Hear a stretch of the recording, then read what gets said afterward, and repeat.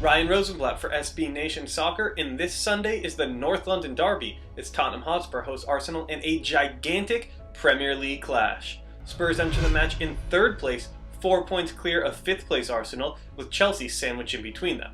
So if Spurs can win on Sunday, they will move 7 points clear of the Gunners, and that doesn't quite guarantee them a Champions League place. After all, this is Spurs who last year gave up a 10-point lead and are pretty much the best team in history at shooting themselves in the foot, but it will give them a commanding lead and the upper hand as they make a run at a Champions League place. If Arsenal lose, not only are they going to be looking at another trophyless season, but they're going to have to confront the possibility that they may miss out on the Champions League next season. It's really a tough time for Arsene Wenger's side, who need to get a result this Sunday, or else they will have a severe uphill climb. One thing that would certainly help them out is if Abou Diaby is fit, the defensive midfielder, it's 50-50 for the matches he deals with an injury. He would be especially useful this week because Arsenal are going up against Gareth Bale. The Welshman may be the very best player in the Premier League right now. He has 13 goals in 12 matches this year. He has been absolutely sensational out on the left, cutting in, on free kicks. He's done it all.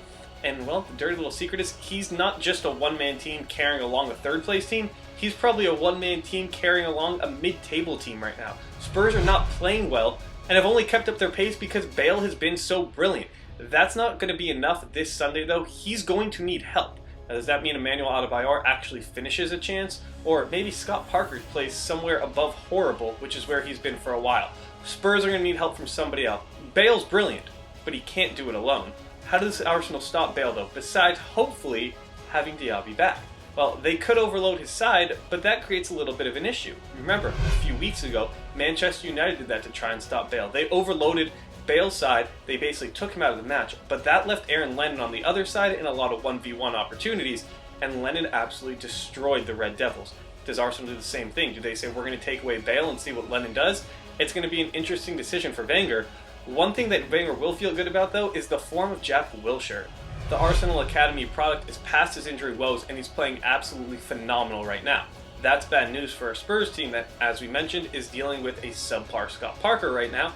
And you also have to keep in mind, this Tottenham back line, it's shaky. You don't know who's going to be in the central defense this week.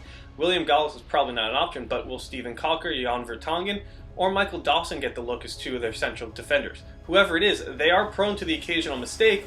That's not a good thing for a team that's playing against Wilshere, and especially a team going up against Theo Walcott. Walcott is playing great right now, not because of his ability to get past people, but because his speed and his ability to jump on opportunities created by poor defending.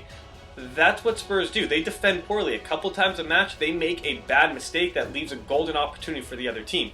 That has Theo Walcott written all over it. Just a poor clearance and an ability to get in front of a ball. Leaves it at 5 yards out for just long enough for Walcott to get there and knock it into the open net and completely change the match. Walcott has to be dealt with, and the best way to deal with Walcott is to not make the simple mistakes at the back. That's going to be the issue for Spurs, who could very well have the upper hand, give away a bad goal to Walcott, and see things fall apart. This is Spurs. You don't know what's going to happen in this match.